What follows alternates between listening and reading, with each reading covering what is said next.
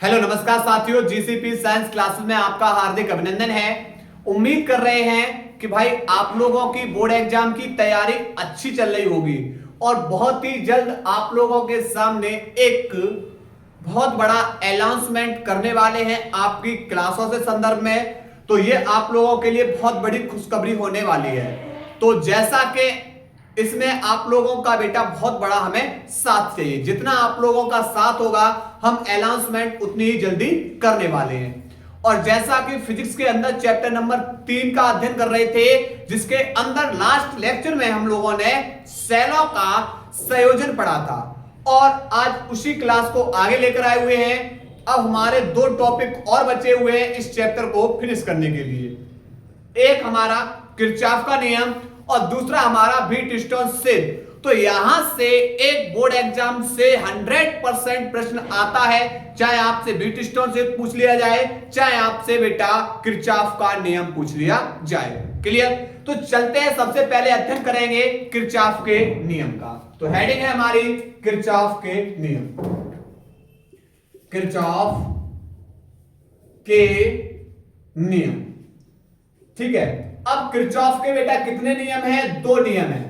Kirchhoff के कितने नियम हैं? 2 नियम हैं। तो पहला नियम है नंबर 1, जो प्रथम नियम पढ़ने वाले हैं वह प्रथम नियम है हमारा, किरचॉफ ने दिया था, वह दिया था संधि एवं धारा नियम। पहला नियम क्या दिया था बेटा? पहला नियम दिया था संधि एवं धारा नियम, संधि अथवा धारा नियम, ठीक है। चलो अब इसके बारे में हम लोग अध्ययन करने वाले प्रथम नियम के बारे में। देखो क्या है संधि अथवा धारा का नियम। बताया था जो वैद्युत परपथ होता है उस किसी भी वैद्युत परपथ में संधि पर, किसी भी वैद्युत परपथ में संधि पर मिलने वाली समस्त जो धाराएं होती हैं उन धाराओं का बीजगणितीय योग 0 होता है। क्या बताया? प्रथम नियम में बताया कि भैया संधि पर जो वैद्युत परपथ है उस वैद्युत परपथ में संधि पर मिलने वाली समस्त धाराओं का बीजगणितीय योग किसके बराबर होता है? 0 के बराबर। चलिए समझते कैसे। मान लिया बेटा आप लोग पाइप के अनुसार समझा रहे हैं। एक पाइप ये रहा, दूसरा पाइप ये रहा, तीसरा पाइप बेटा ये रहा। कहानी ये हुई कि इन 3 पाइप से हम पानी को लेकर आ रहे हैं। 3 पाइप से किसको लेकर आ रहे हैं? पानी को लेकर आ रहे हैं। आप बोलोगे सर मैं इस पाइप से लेकर आ रहा हूं 5 लीटर पानी, इस पाइप से लेकर आ रहा हूं 8 लीटर पानी और इस पाइप से लेकर आ रहा हूं 2 लीटर पानी। 3 पाइप से बेटा हम पानी को लेकर आ रहे हैं और पानी को हमें क्या करना है? एक जगह एकत्रित कर देना है। तो मैंने बेटा पानी को यहां पर एकत्रित कर दिया। उसके बाद हम बेटा क्या करेंगे? 2 पाइप से पानी को बेटा लेकर जा रहे हैं, इस पाइप से और इस वाले पाइप से।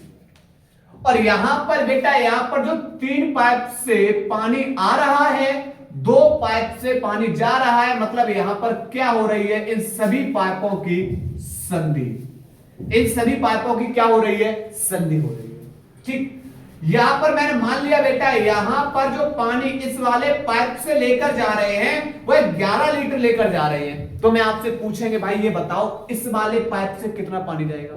तो आप बोलोगे सर 5 और 8 13 और 2 15 लीटर पानी लेकर आ रहे थे और इस वाले पाइप से आप 11 लीटर पानी लेकर जा रहे हो, बचेगा 4 लीटर पानी। वह 4 लीटर पानी किस वाले पाइप से जाएगा? इस वाले पाइप से। तो फिर मैं आपसे एक बात पूछना चाह रहे हैं कि भाई आपने इन सभी पाइपों को एक जगह जहां जोड़ा था वहां पर पानी कितना बच रहा है? तो आप बोलोगे सर संधि पर जो पानी बच रहा है वो कितना बच रहा है? 0। संधि पर पानी कितना बच रहा है? 0 बच रहा है। क्लियर? क्योंकि 5 लीटर पानी इससे, 8 यहां से और 2 यहां से, तो 15 लीटर पानी तो हम लेकर आ रहे हैं। उसके बाद 2 पाइप से हम बेटा पानी को लेकर जाएंगे। तो यहां पर बेटा पहले 15 लीटर पानी को एक जगह एकत्रित किया, फिर बेटा 2 जगह हम इसको लेकर गए, एक में 11 लीटर, तो दूसरी जगह बता दोगे सर इससे केवल कितना लीटर जाएगा? 4 लीटर पानी। टोटल 15। तो आप लोग क्या समझे? आप लोग समझे कि भैया संधि पर हमने देखा कि भैया पानी संधि पर कितना है, पानी संधि पर 0 है। ऐसे ही हम बनाएंगे वैद्युत परपथ को। तो वैद्युत परपथ को बनाएंगे, वैद्युत परपथ को यहां पर बेटा हमने मान लिया कि एक तार यहां है, दूसरा तार और तीसरा तार।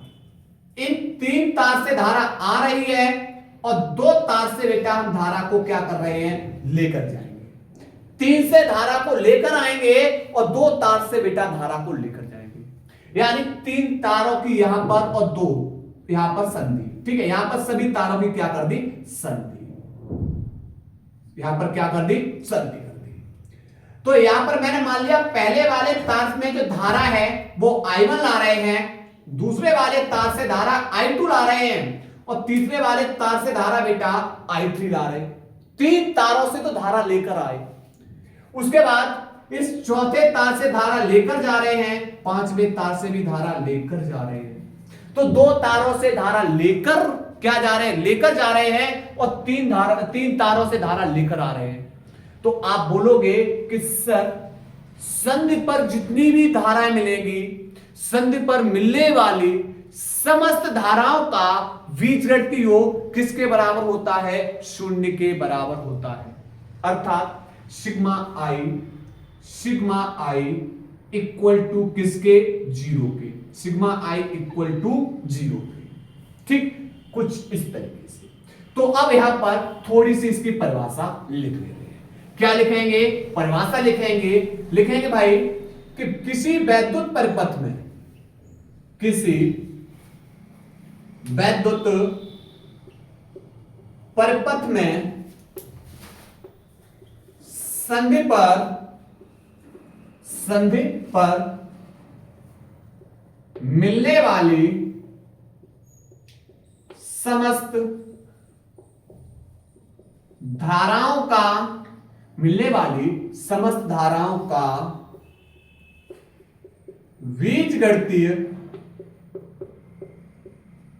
बीजगणितीय योग कैसा होता है बेटा, 0 होता है। 0 होता है। ठीक है, यहां पर बेटा जो संधि दिखाई दे रही है, इस संधि का अर्थ क्या है, इस संधि का अर्थ जोड़ है। संधि का अर्थ किससे है, जोड़ से है। अर्थात जितनी भी धाराएं संधि की ओर आएंगी वो सबकी सब धाराएं धनात्मक चिन्ह द्वारा, तथा जितनी भी धाराएं संधि से दूर जाएंगी वह सबकी सब धाराएं बेटा किसके द्वारा, ऋणात्मक चिन्ह द्वारा प्रदर्शित करते हैं। अर्थात अब यहां पर बात करूंगा, यहां पर इधर देखिए, यहां पर बात कर रहे हैं भाई, बोलोगे सर I1, I2 और I3, I1, I2 और I3 ये तीनों धाराएं बेटा संधि की ओर आ रही हैं। तो ये तीनों धाराएं यानी संधि की ओर आने वाली धारा को धनात्मक चिन्ह द्वारा तथा संधि से दूर जाने वाली धारा को किसके द्वारा प्रदर्शित करते हैं, ऋणात्मक चिन्ह। तो आप बोलो सर I4 संधि से दूर जा रही है, ऋणात्मक चिन्ह, I5 संधि से दूर जा रही है, ऋणात्मक चिन्ह, और इन सब का बीजगणितीय योग किसके बराबर होगा, इन सब का बीजगणितीय योग किसके बराबर होगा भाई, 0 के बराबर। ठीक है, तो एक बात बताइए भाई कि ये जो माइनस वाली जो ऋणात्मक मान है, जो दूसरी ओर जाके किसके हो जाएंगे, आप बोलो सर ये तो धनात्मक हो जाएंगे। तो चलो लिखिए, लिखेंगे I1 plus I2 plus I3 equal to ये माइनस का दूसरी ओर जाके बेटा प्लस का, ये माइनस का दूसरी ओर जाके बेटा प्लस का। तो आप बोलोगे कि सर यहां पर जो I1, I2 और I3 ये धाराएं संधि की ओर आने वाली धाराएं हैं। ये धाराएं कौन सी हैं, संधि की ओर आने वाली धारा। तो हम यहां पर क्या लिखे बेटा, यहां पर लिखेंगे संधि की ओर आने वाली धारा बराबर हो जाएगी बेटा, आप बोलो सर I4 और I5 ये धाराएं संधि से दूर जा रही हैं। तो बोलोगे ये धाराएं संधि से दूर जा रही है, तो लिखोगे संधि से दूर जाने वाली धारा के, अर्थात बोल दोगे कि संधि की ओर आने वाली धारा बराबर होती है संधि से दूर जाने वाली धारा के। संधि से दूर जाने वाली धारा के। अतः हम बोल सकते हैं, अतः हम लिख सकते हैं संधि की ओर आने वाली धारा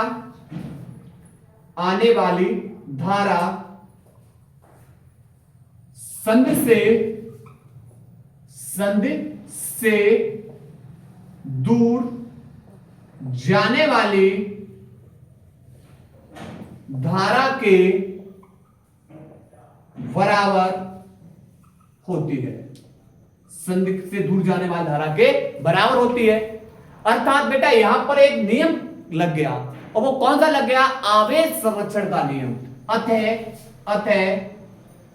अतः किरचॉफ का प्रथम नियम किस पे है? आवेश संरक्षण के नियम पर आधारित है। क्या है आवेश संरक्षण का नियम?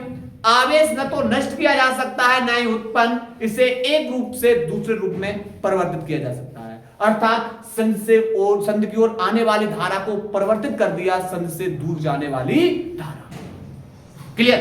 तो ये बेटा कौन सा नियम है? यह हमारा किरचॉफ का प्रथम नियम है। तो थोड़ा सा एक जो पॉइंट समझाए हैं उनको लिखने के बाद फिर आपको एक बार पूरा रिपीट करा दे रहे हैं, तब आपको दूसरा नियम पढ़ेंगे।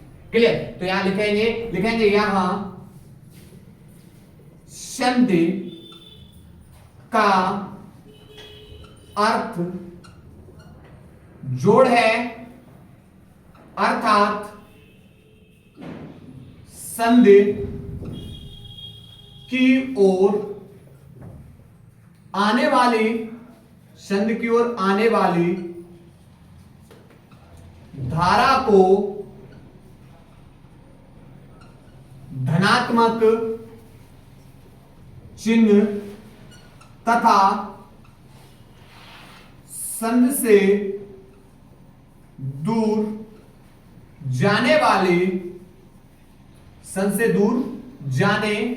वाली धारा को ऋणात्मक चिन्ह से प्रदर्शित करते हैं।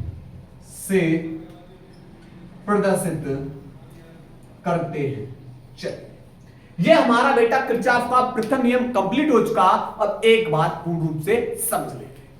क्या बताया किरचॉफ का प्रथम नियम? किरचॉफ का प्रथम नियम बताया किसी विद्युत परिपथ में संधि पर मिलने वाली समस्त धाराओं का बीजगणितीय योग शून्य होता है। क्लियर? अर्थात सिग्मा आई इक्वल टू 0। उसके बाद यहां संधि का अर्थ जोड़ है, अर्थात संधि की ओर आने वाली धारा को धनात्मक तथा संधि से दूर जाने वाली धारा को ऋणात्मक चिन्ह द्वारा प्रदर्शित करते हैं। तो हमने बेटा एक परिपथ बनाया जिसमें हमने तीन तार से धारा को लेकर आ रहे हैं, और तीनों तारों को धारा से लेकर आ रहे हैं, और उनकी आगे जाके बेटा क्या कर दे रहे हैं? संधि कर दे रहे हैं। अर्थात तीन तारों से धारा, अर्थात I1, I2 और I3, ये तीनों की तीनों धाराओं को बेटा धनात्मक चिन्ह द्वारा, उसके बाद दो तार से धारा लेकर जा रहे हैं, संधि से दूर धारा लेकर जा रहे हैं, यानी I4 और I5, यानी ये दोनों धारा कैसे हो जाएंगी? ऋणात्मक। और इन सब का जो बीजगणितीय योग होगा वो किसके बराबर होगा? शून्य के बराबर। अर्थात ये दोनों धाराएं माइनस की हैं, दूसरी ओर जाके किसकी कर दी हमने? प्लस की। तो यहां पर एक चीज पता लगी कि जो संधि की ओर आने वाली धारा थी वह बराबर हो रही है संधि से दूर जाने वाली धारा। और जब ऐसी स्थिति है तो ये बेटा किस नियम का पालन करती है? आवेश संरक्षण के नियम का। क्यों? क्योंकि आवेश न तो नष्ट किया जा सकता है, ना ही उत्पन्न, बस इसे एक रूप से दूसरे रूप में हमने क्या कर दिया? परिवर्तित कर दिया। उम्मीद है किरचॉफ का प्रथम नियम आप लोगों को कंप्लीट हो चुका होगा। अब चल रहे हैं किरचॉफ के द्वितीय नियम की ओर। तो बेटा एक बात पहले इसका स्क्रीनशॉट ले लीजिए। इसके बाद बेटा अब हम अध्ययन करेंगे किरचॉफ के द्वितीय नियम का। इसके अंदर क्या करेंगे? इसके अंदर हम दो या दो से अधिक सेलों को जोड़ेंगे, और दो या दो से अधिक सेलों से हम तीन या तीन से अधिक प्रतिरोधों को जोड़ेंगे और उसके अंदर हम क्या करेंगे, धारा को प्रवाहित करेंगे। किस तरीके से धारा को प्रवाहित करेंगे, है ना। और ये किरचॉफ का नियम हम क्यों पढ़ते हैं, क्योंकि हमें जो जटिल परपथ होते हैं उन जटिल परपथ में धाराओं के मान ज्ञात करने के लिए हम किस नियम का प्रयोग करते हैं, किरचॉफ के नियम का प्रयोग करते हैं। क्लियर। चलिए देखो, सबसे पहले हम क्या करेंगे भाई, इसके अंदर हम दो सेल ले रहे हैं। आप बोलोगे सर सेल का जो संकेत होगा, इस सेल का विद्युत वाहक बल E, पहला सेल E1 मान लो और दूसरा सेल हमने बेटा ले लिया E2। हम दो सेल ले रहे हैं, यह प्लस टर्मिनल, यह माइनस टर्मिनल, यह प्लस और यह माइनस। क्लियर। अब इन दो सेल से हम बेटा इसके अंदर कितने प्रतिरोधों को जोड़ रहे हैं, हम इसके अंदर मान लिया 3 प्रतिरोध जोड़ रहे हैं। कितने प्रतिरोध जोड़ रहे हैं, 3 प्रतिरोध। पहला प्रतिरोध R1 E1 सेल से, दूसरा प्रतिरोध बेटा R2 E2 सेल से, और तीसरा प्रतिरोध इन दोनों से हम बेटा जोड़ कुछ इस तरीके से। ये तो आप बोलोगे सर ये वाले जो हमें खंड दिखाई दे रहे हैं, ये खंड हमारे बंद पास बन गए। क्या बन गए, बंद पास या लूप। इसीलिए बेटा द्वितीय नियम को हम क्या बोलते हैं, लूप, अथवा इसी को बेटा एक नाम से और जानते हैं, लूप अथवा वोल्टता नियम। तो दूसरा नियम हमारा कौन सा है, लूप अथवा वोल्टता नियम। पहला नियम कौन सा था भाई, संधि अथवा धारा नियम। ठीक है। चलिए, जो बेटा प्लस टर्मिनल होती है, इस वैद्युत पहले वाले वैद्युत वाहक बल से प्लस टर्मिनल से धारा I1 निकल रही है, दूसरे वाले सेल से बेटा प्लस टर्मिनल से धारा I2। अब यहां पर आके आप लोग देखोगे, बोलोगे सर इधर से धारा I1 इधर से धारा I2, यहां तो संधि हो गई। और भाई ये संधि हो गई तो मैं आपसे पूछेंगे, तो संधि पर हमने बताया था अभी प्रथम नियम में कि यहां पर संधि पर धाराएं जाके क्या हो जाती हैं, जुड़ जाएंगी, और यहां पर बेटा कुल धारा फिर यहां से मिलकर बन के चलेगी I1 प्लस I2। तो ये वाली धारा बेटा प्रथम I1 प्लस I2 दोनों धाराओं का योग किस प्रतिरोध के अंदर जाएगा, बोलोगे आप सर के I3 के अंदर जो धारा जाएगी वो दोनों धाराओं का योग, इस वाले प्रतिरोध के अंदर दोनों धाराओं का योग आएगा। फिर ये धारा बेटा दोनों धाराओं का योग यहां पर आएगा और यहां पर फिर संधि होगी और दोनों धाराएं फिर से बेटा बढ़ जाएंगी। ऊपर वाले में बेटा धारा अलग जाएगी, इस वाले में धारा अलग जाएगी। आप बोलो सर इस वाले सेल से धारा I2 बाहर निकल रही थी, तो इस वाले में कौन सी भेज दीजिए, I2, बचेगी I1, तो I1 धारा बेटा इस वाले प्रतिरोध, क्योंकि I1 प्लस I2 दोनों का योग बेटा जैसे यहां पर आएगा तो ये दोनों भागों में बढ़ जाएंगे, I1 ऊपर और I2 इससे। फिर I1 इधर से आएगी, I2 इधर से आएगी, यहां जुड़ जाएगी, फिर दोनों का योग कुछ इस तरीके से बेटा ये परपथ बन गया। ये वाला बंद पास पहला हो गया और ये वाला बंद पास बेटा कौन सा हो गया, दूसरा हो गया। क्लियर। अब दोनों को हम क्या करेंगे, दोनों बंद पास को हल करके, दोनों बंद पास को हम जो भी समीकरण बनेंगे इनको हल करके धाराओं के मान को हम क्या कर सकते हैं, ज्ञात कर सकते हैं।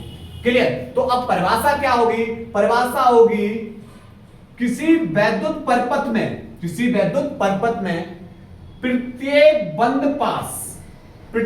बंद पास में बहने वाली धारा, प्रत्येक बंद पास में बहने वाली धारा तथा उसके संगत जो प्रतिरोध हैं, इन प्रतिरोधों इनके गुणनफल का बीजगणितीय योग उस बंद पास या परपथ में लगे वैद्युत वाहक बल के बीजगणितीय योग के कैसा होता है, बराबर होता है। तो जो भी बंद पास है उस बंद पास के प्रत्येक खंड में बहने वाली धारा तथा उसके संगत जो भी प्रतिरोध है उनके गुणनफल का बीजगणितीय योग किसके बराबर होता है, उस खंड में लगे वैद्युत वाहक बल के बीजगणितीय योग के बराबर। मतलब जो बंद पास है उस बंद पास में कितने वैद्युत वाहक बल हैं उन सबके बीजगणितीय योग के बराबर हो जाएगी उस खंड में बहने वाली धारा तथा उसके संगत प्रतिरोध का गुणनफल।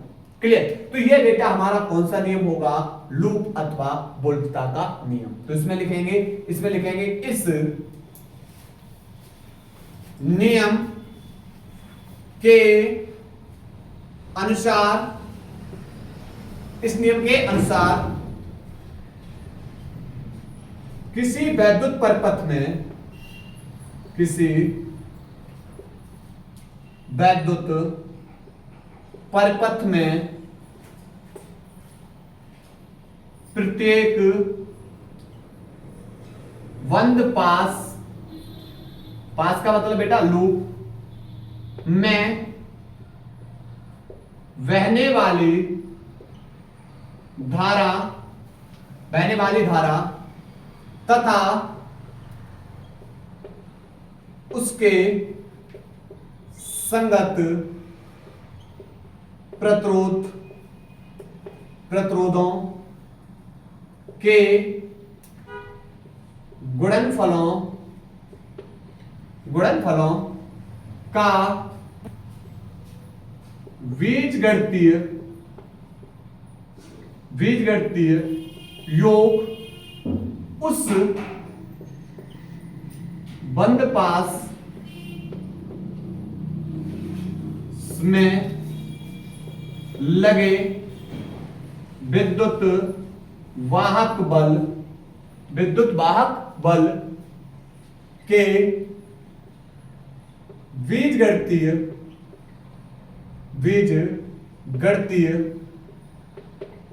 योग के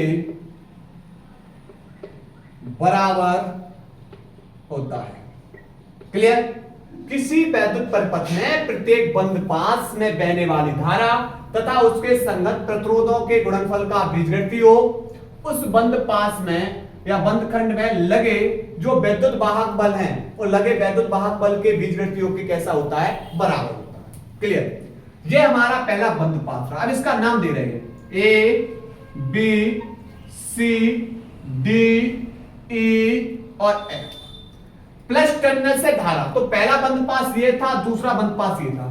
तो प्लस टर्मिनल से धारा निकलेगी और पहले बंद पास में बेटा ऐसे घूमेगी, प्लस टर्मिनल से धारा। तो पहला बंद पास ये सर्कल। दूसरे बंद पास में ये रहा बेटा प्लस टर्मिनल से धारा कुछ ऐसे घूमेगी इस तरीके से, तो धारा कुछ इस तरीके से। ठीक। अब कुछ संकेत समझो, कुछ क्या समझो, संकेत समझो। जो ये बेटा प्रतिरोध है और इस प्रतिरोध, ये रहा प्रतिरोध बेटा, और ये रही धारा बहने की दिशा। ये कौन है, धारा बहने की दिशा, और आपके जो चलने की दिशा है बेटा वो भी धारा की दिशा में। वो भी कैसी दिशा में, धारा की दिशा में। तो ऐसी स्थिति में जो प्रतिरोध के, जो धारा के संगत जो प्रतिरोध होगा वह कैसा लिया जाएगा, धनात्मक। कैसा चिन्ह लिया जाएगा, धनात्मक। दूसरा बेटा यहां पर ये रहा हमारा प्रतिरोध, ठीक है, और धारा की दिशा ये रही, और आपके चलने की दिशा है जो बंद पास में चलने की दिशा है वह धारा के विपरीत है। धारा की डायरेक्शन ये है और बंद पास में चलने की दिशा धारा के विपरीत मिल रही है। तो यहां पर जो धारा के संगत जो प्रतिरोध होगा वो कैसा चिन्ह लिया जाएगा, ऋणात्मक। दोनों पॉइंट क्लियर हुए। ठीक। इसी प्रकार अब आते हैं विद्युत वाहक बल पे। ये बेटा हमारा प्लस टर्मिनल माइनस टर्मिनल विद्युत वाहक बल, और आप जा रहे हो किधर, प्लस से माइनस की ओर। चलने की दिशा है, बंद परिपथ में जो चलने की दिशा है वो माइनस से, प्लस से माइनस की ओर। तो विद्युत वाहक बल आप बेटा कैसा लोगे, माइनस का। कैसा लोगे, माइनस का, क्योंकि आप बेटा माइनस की ओर जा रहे हो। इसी प्रकार अगर विद्युत वाहक बल बेटा ये प्लस माइनस विद्युत वाहक बल ही रहा, और आप बेटा जो चलने की दिशा है वो माइनस से प्लस की ओर है, तो बंद परिपथ में, बंद पास में चलने की दिशा अगर माइनस से प्लस की ओर मिल रही है तो बेटा विद्युत वाहक बल कैसा लिया जाएगा, धनात्मक। कैसा लिया जाएगा, धनात्मक। ये कहानी बेटा आप लोगों को समझनी होगी कहां पर, इस नियम में भी, और आप लोगों को समझनी होगी किसके अंदर, व्हीटस्टोन सेतु के अंदर। किसके अंदर, व्हीटस्टोन सेतु के अंदर। ठीक। चलो तो यहां पर सबसे पहले क्या लेंगे, बंद पास एक, डायरेक्शन बंद पास एक, प्लस टर्मिनल से धारा A B E F A B E F A. चलिए आप बोलो सर प्लस टर्मिनल से तो हम चल रहे हैं, ए से बी के दिशा में जब चले तो ए से बी की दिशा में सिर्फ धारा बहेगी, कोई प्रतिरोध नहीं मिला। फिर चल रहे हैं बी से ई की दिशा में, तो बी से ई की दिशा में चलने पर एक प्रतिरोध मिला R2 और उसके अंदर धारा प्रवाहित हो रही है I2। लेकिन कहानी यह है कि जो डायरेक्शन चल रहे हैं वो धारा के विपरीत दिशा में, हम चल रहे हैं भाई बी से ई की दिशा में, लेकिन धारा की डायरेक्शन दिशा देखना बेटा किधर है। आप बोलो सर ई से बी की ओर, मतलब विपरीत चल रहे हैं, तो चिन्ह कैसा लोगे? माइनस। धारा के विपरीत दिशा में चलोगे, चिन्ह कैसा लोगे? माइनस। फिर चलोगे ई से एफ की ओर, कोई प्रतिरोध नहीं है, फिर एफ से चले ए की ओर, तो बोलो सर हाँ एक प्रतिरोध R2 मिल रहा है जिसके अंदर धारा I1 बह रही है। धारा की दिशा भी F से A की ओर है और आप जा भी किधर रहे हो? F से A की ओर। चिन्ह बेटा प्लस का बराबर होगा इस बंद पास में जितने भी विद्युत वाहक बल हैं उन सब के बीजगणितीय योग के। चलिए तो आप बेटा A से B की ओर कोई विद्युत वाहक बल नहीं, B से E की ओर चल रहे हो, तो B से E की ओर चल रहे हो तो एक विद्युत वाहक बल मिला बेटा E2, लेकिन दिशा चलने की दिशा किधर है? प्लस से माइनस की ओर। और जब आप प्लस से माइनस की ओर लोगे विद्युत वाहक बल कैसा लोगे? सब बोलोगे माइनस का।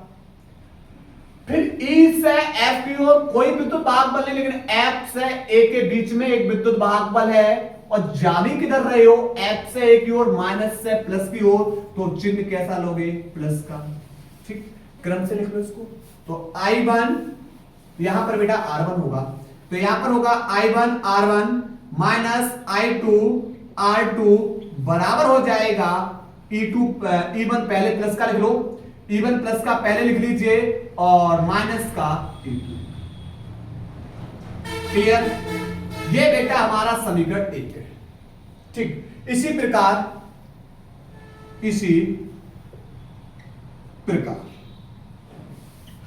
बंद पास 2 है।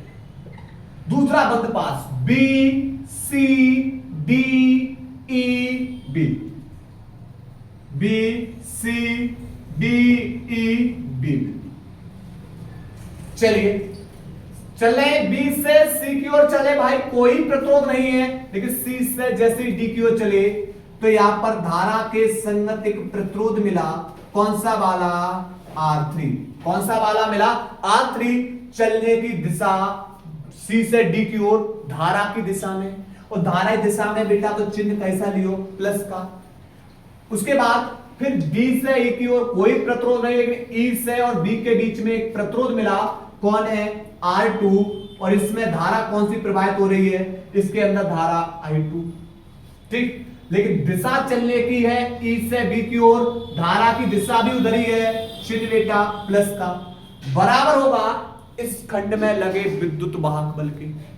बराबर किसके होगा? इस खंड में विद्युत वाहक बल। बेटा कौन सा विद्युत वाहक बल है? एक है विद्युत वाहक बल E2 और दिशा चल किधर रहे हो? E से B की ओर, माइनस से प्लस की ओर, इसलिए प्लस का विद्युत वाहक बल। तो यहां से बेटा इन दोनों समीकरणों को हल करके आप धारा को मान को ज्ञात कर सकते हो। क्लियर? चलिए तो यहां पर बेटा आप बात कर रहे हैं कि ये जो आवेश का दूसरा नियम है वो किस पर आधारित है? तो आवेश यहां पर किरचॉफ का द्वितीय नियम ऊर्जा संरक्षण के नियम पर आधारित है। पहला किस पे था? आवेश संरक्षण पे। दूसरा बेटा किस पे है? ऊर्जा संरक्षण के नियम पर आधारित है। उम्मीद है कि भाई आप लोगों को किरचॉफ का नियम समझ में आया होगा। चलिए इसके बाद हमारा एक लास्ट टॉपिक और बचता है जिसका नाम है वीट-स्टोक्स सेतु। चलिए नोट करिए पहले इसको। इसके बाद बेटा अब आ गए हैं एक महत्वपूर्ण दूसरा टॉपिक जिसका नाम है व्हीटस्टोन सेतु। उम्मीद है कि किरचॉफ का नियम आप लोग भूलोगे नहीं और उम्मीद करेंगे कि व्हीटस्टोन सेतु आपके दिमाग से कभी निकलेगा नहीं। चलो समझते हैं व्हीटस्टोन सेतु। तो भैया व्हीटस्टोन सेतु का आविष्कार स्वयं व्हीटस्टोन ने ही किया था। उनके नाम पर इस सेतु का नाम व्हीटस्टोन सेतु रख दिया गया। तो व्हीटस्टोन सेतु का प्रयोग क्यों किया जाता है? तो व्हीटस्टोन सेतु का प्रयोग बेटा जो अज्ञात प्रतिरोध है उसको ज्ञात करने के लिए, जबकि किरचॉफ का नियम बेटा जब जटिल धाराएं बेटा जब परपथ में जटिल धाराएं प्रवाहित होती हैं तब उन धाराओं को मान को ज्ञात करने के लिए भैया किरचॉफ का नियम और व्हीटस्टोन सेतु का नियम। जब बेटा अज्ञात प्रतिरोध को हमें ज्ञात करना होता है तो हम किसका प्रयोग करते हैं? व्हीटस्टोन सेतु का। तो यहां पर बेटा क्या हुआ, यहां पर बात करेंगे, लिखेंगे इस सेतु का आविष्कार किसने किया था? व्हीटस्टोन ने किया था। उन्हीं के नाम पर इसे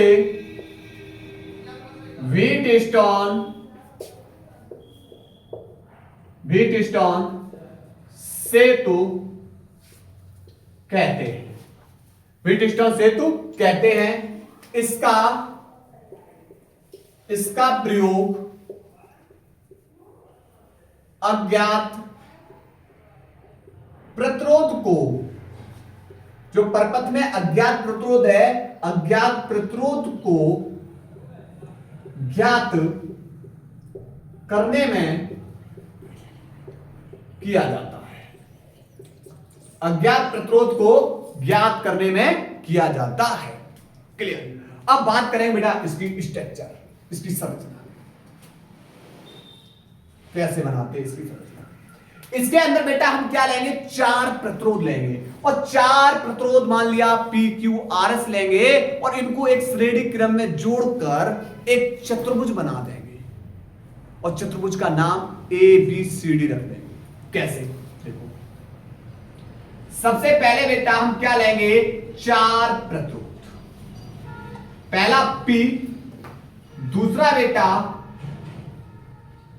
यहां पर Q, तीसरा बेटा यहां पर तीसरा जो प्रतिरोध लिया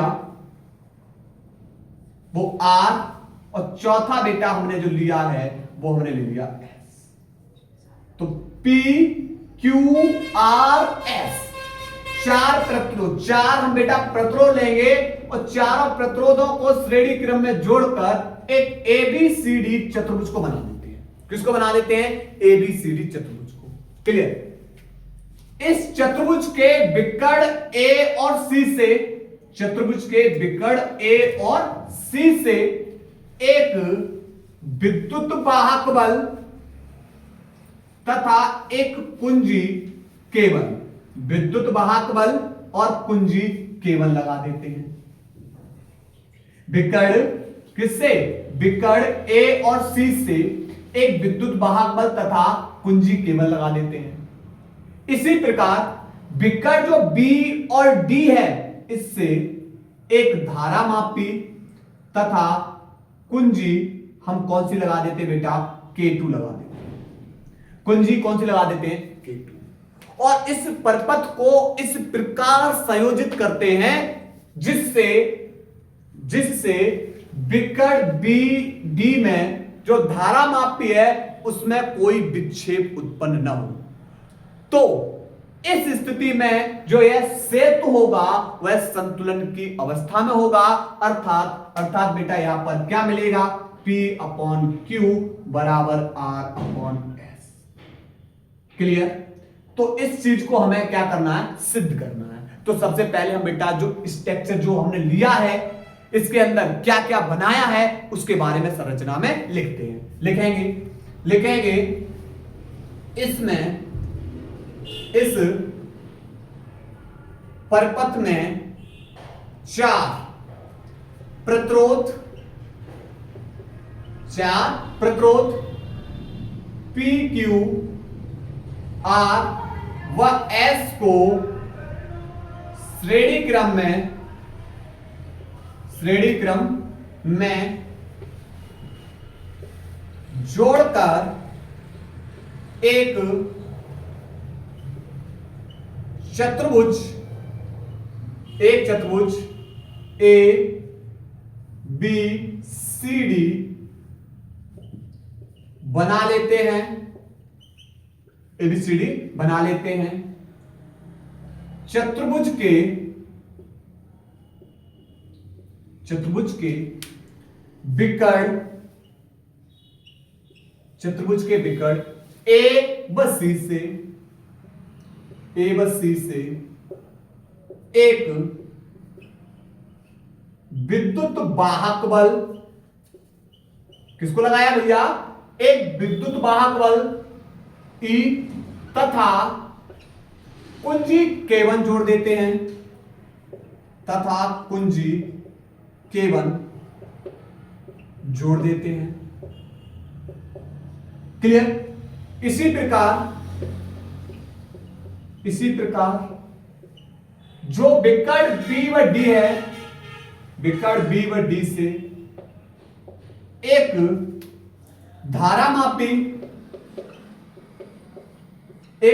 धारामापी तथा कुंजी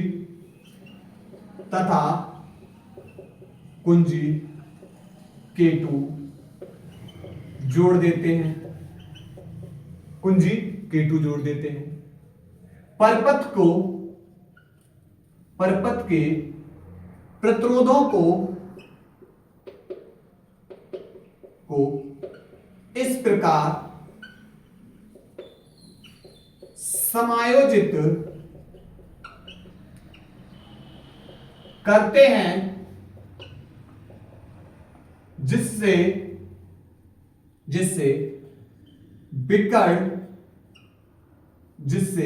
विकर्ण B व D में धारामापी में कोई विक्षेप न हो, तो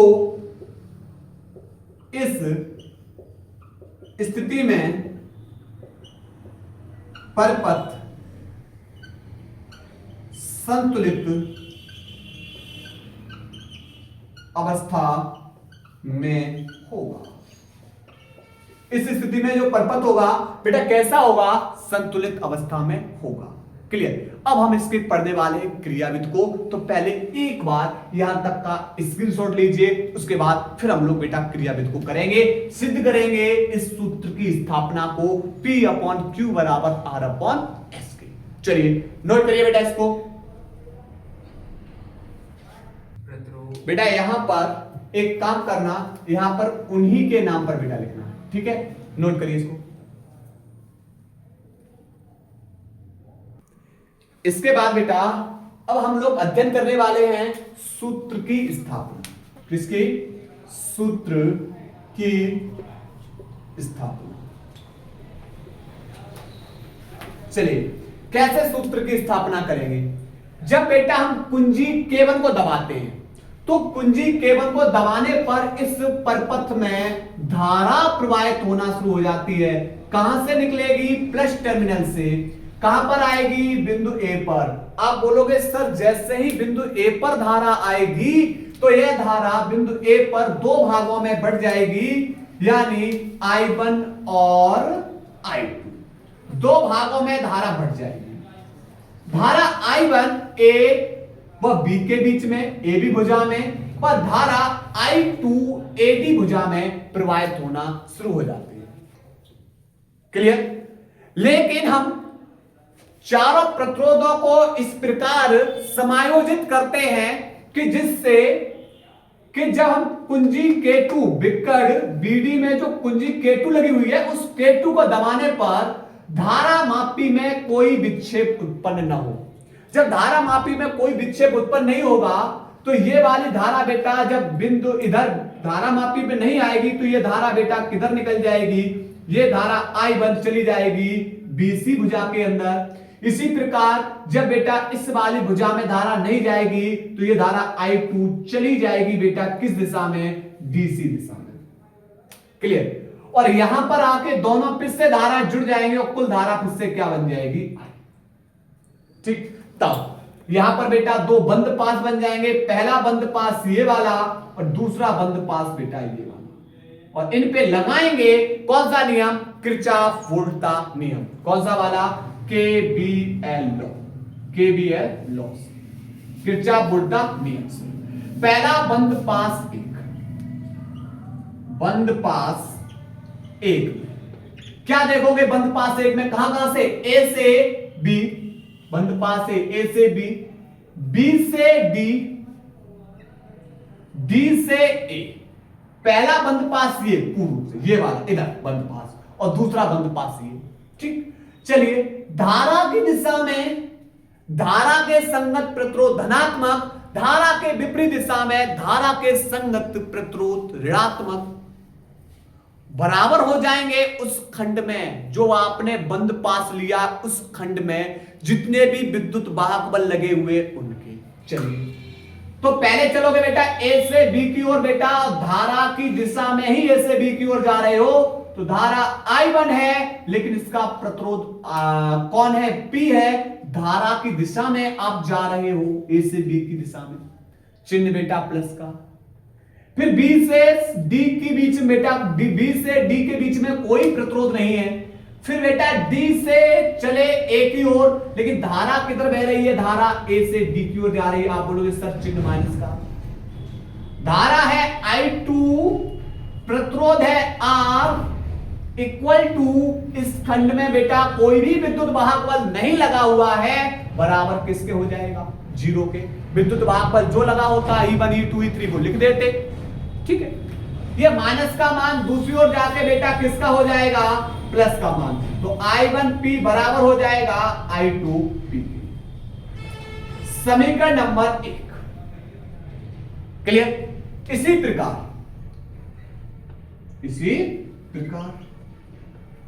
अब लेंगे बंद पास 2 में, भैया बंद पास 2, B C D B में, B C D B में, B C D B में। चलिए, तो आप बोलो सर B से जब हम C की ओर चलेंगे तो B से C की ओर चलेंगे तो धारा भी तो इसी दिशा में जा रही है। कौन सी धारा प्रवाहित हो रही है, तो धारा बेटा जो प्रवाहित हो रही है वो I1, और इसके संगत प्रतिरोध कौन है हमारा, Q। सेम धारा की डायरेक्शन में जा रहे हैं, चिन्ह प्लस का, लेकिन अब बेटा चलेंगे C से D की ओर। लेकिन धारा तो किधर जा रही है, धारा I2 जा रही है D से C की ओर, विपरीत आ रहे भाई, चिन्ह माइनस का। धारा I2 है और इसके संगत प्रतिरोध हमने कौन माना है, S, बराबर इस खंड में कोई भी विद्युत वाहक बल लगा हुआ है। आप बोलोगे सर इस खंड में तो नहीं लगा हुआ है, तो बराबर हो जाएगा 0 के, क्योंकि ये धारा मापी है, धारा को मापने वाला यंत्र है, विद्युत वाहक बल नहीं है। ठीक है, ये माइनस का मान बेटा दूसरी ओर जाके प्लस का, तो I1Q बराबर I2S के। समीकरण नंबर 2। अब करना क्या है भाई, समीकरण 1 भागित 2, समीकरण 1 भागित 2। तो आप बोलो सर LHS भाग कर दीजिए, और RHS LHS में बेटा कौन है, I1P में भाग कर दो इसकी LHS I1Q बराबर I2P बट्टे I2S। I1 से I1 कैंसिल, I2 से I2 कैंसिल, तो बचेगा कौन, बचेगा बेटा हमारा कौन, तो P अपॉन Q बराबर, यहां पर बेटा कौन है, यहां पर बेटा ये R, ये वाला R है, तो यहां पर बचेगा R अपॉन S। क्लियर। और यहां पर बेटा ये हो चुका है इति सिद्धम, इसी को हमें तो सिद्ध करना है। ठीक, अब इस चित्र के बारे में थोड़ा सा लिखेंगे सूत्र स्थापना में लिखेंगे जब कुंजी K1 को दबाते हैं तो परिपथ में धारा प्रवाहित होने लगती है। धारा आई बिंदु ए पर दो भागों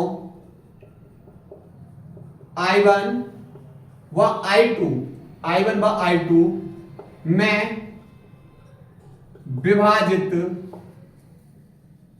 हो जाती है। विभाजित हो जाती है। कुंजी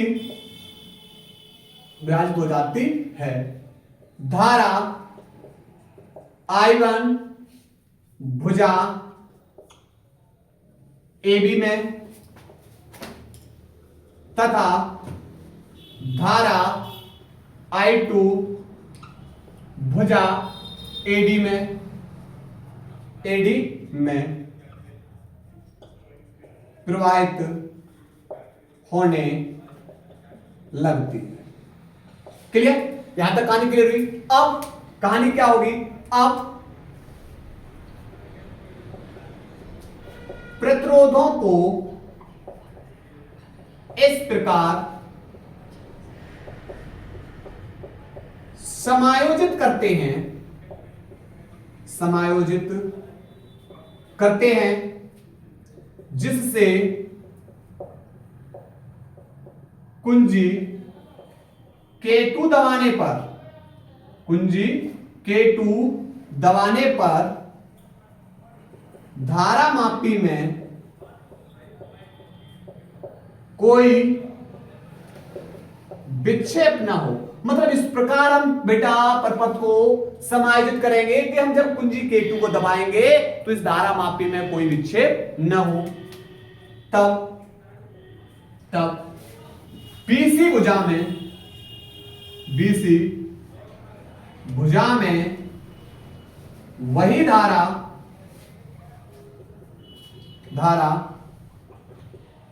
प्रवाहित तो होगी। जब बेटा इसमें धारा प्रवाहित नहीं हो रही है तो जो BC भुजा में वही धारा प्रवाहित होगी जो भुजा AB में प्रवाहित हो रही है। जो भुजा AB में प्रवाहित हो रही है। इसी प्रकार बेटा DC भुजा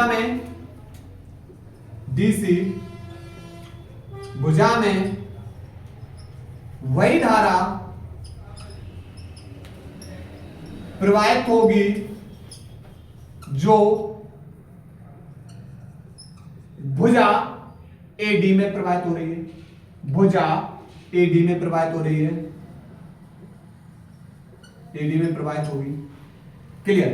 तब इस स्थिति में बेटा परपथ कैसा होगा? संतुलन होगा और लगाएंगे किरचॉफ वोल्टता नियम। क्लियर? तो उम्मीद है कि आप लोगों को बेटा क्लास पसंद आई होगी और बहुत बड़ा अनाउंसमेंट इंतजार करिए। जितनी जल्दी से जल्दी बेटा आप लोग इस परिवार को जैसे ही बड़ा परिवार बनाया आप लोगों के सामने बेटा अनाउंसमेंट कर दिया जाएगा, बहुत ही बड़ा। क्लियर? तो नोट करिए बेटा इस टॉपिक को।